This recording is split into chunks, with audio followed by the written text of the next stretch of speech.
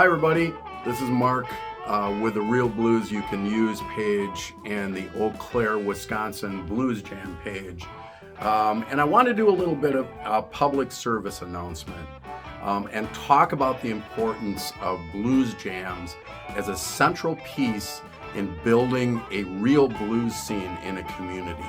I've seen this kind of thing happen, and I've seen places in other parts of the country where blues jams hosted most of the time by all-star a gathering of real professional blues musicians has really brought a spark to a blues scene in a community or a particular area. And if you want some examples, feel free to send me a message on either of the pages, and I'd be happy to share some of these examples. But I want to talk about the things that really make it work, why it's important, and what we can do to move forward and to really build sustainable blues scenes in the country. I've written about this. I've done videos in the past about why this is important, why the blues is important, but I wanted to focus on blues jams here today. Here are some things that I have seen. Blues scenes that really build success are diverse. They have a thriving blues jam, again, hosted by a professional crew of musicians, and an open jam in the sense that people can come back or come there and attend it and have opportunities to get up and play with some of these professionals. I'm going to come back to why that is important and what that does, but I want to add to that. So these scenes are built around a couple of key things: partnerships and collaboration. Partnerships in the sense that we have blues artists, and not just part of the blues jam, but often part of thriving blues societies that are very active, and also clubs and club owners that also are often a part of thriving blues societies and all of the things that make that happen. So that kind of diversity and collaboration really works. The blues scene very often will take place at a club where, the person that may own that club may be part of the blues society, may be active in promoting the blues society. When the blues jams happen, the blues society is very evident and there, taking memberships, putting information out, distributing information also on upcoming events.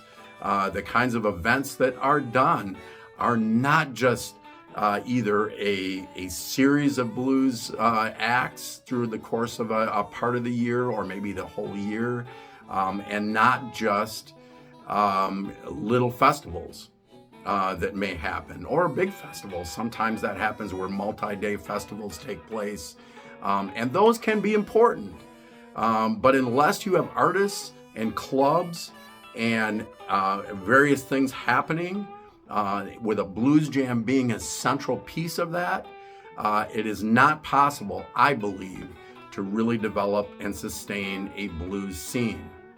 The blues scene is built on that kind of collaboration, and I'm going to talk about it too from the standpoint of the things that help me to become the blues player that I am. And I'm not saying that I am the end all and be all, but I was mentored and I was taught. And part of those things happened at blues jams or in the context of playing with other professional musicians who coached me and helped me to learn. Ideally, at a blues jam, this is what happens. A blues jam is collaborative. A blues jam begins with people that are more than just players that know blues songs. I've written, you can check out, in fact, I'll put in the links below, an article that I wrote that is about this. What's the difference between a band that plays blues songs and a blues band? There is a difference. And so I think that those players that are those professionals that are hosting the jam are there for a couple of things. They are there for that collaborative process, that speaking the universal language of this art form that those people know, but also finding a way to carry that on to the next generation or another pool of people that are coming up that desperately want to learn. This art form is passed on from person to person. And that kind of mentoring takes place in the context of playing the music, watching other people play the music, and all of the things that happen that really can only happen in the context of the things that really are taking place in a thriving blues jam, which again is a piece and a part of a much bigger whole. So what do we do? I have written articles also, and I have a video that I will also link below on the things that are our responsibility as players as we go to jams. What are the things that we do that ensure that that kind of mentoring takes place, that the relationships take place, and all those sorts of things. And so I think that is also an important piece. So the responsibility goes in a lot of different directions. What are people that are part of blues societies doing to ensure that there are artists that are there and that this art form is visible in the community? More than just a couple of shows a year or a festival. What is happening? I am here to say that a blues jam is a key way to make that happen, but it only happens if all of those pieces and parts, the local blues society, members of that blues society, other artists, and all of the people that are there, a host band, if all of those elements are there, a club owner that supports all of those things that I've discussed, it will go a long way to ensuring that the scene thrives. And I think that is so vital. I have observed in many, many places around the country where there is a maybe had been a scene that is now declining, largely because these things aren't happening. There may even be a blues festival in that community. There may even be a series and occasional blues artists that come through the community, but the scene itself is declining because the kind of collaboration that I'm talking about and the centerpiece that really can be often the jam and all the things that happen there don't exist. The clubs are not hosting blues because they don't think that there's a crowd that would be interested in hearing that kind of music. I have seen that happen, but I've also seen the opposite take place when all of the elements that I talked about are there and a scene begins to thrive and amazing things take place. But it becomes a year-round thing. It becomes a thing that require all of those elements that I talked about.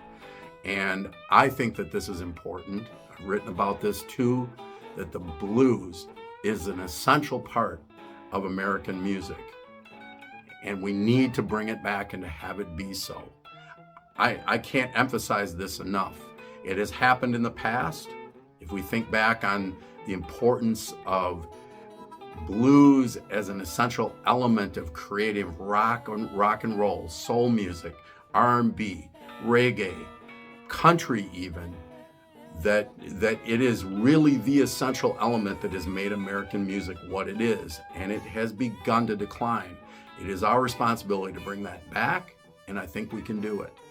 Again, I will post some articles and examples down below, and keep in contact with us through Real Blues You Can Use, the Eau Claire Blues Jam for those that are in Eau Claire. We have a Facebook page, and we are going to continue running blues jams through the summer of 2023. It will be a little bit less frequent, but I am going to push out to you all right now the importance of sustaining this and in keeping this happening, and for all of these elements to be working to carry this forward. I understand there's some challenges there. but it is vital and important. So that is all I have for today. Thanks so much. Get out and support the blues, support live music in general, and we will see you soon.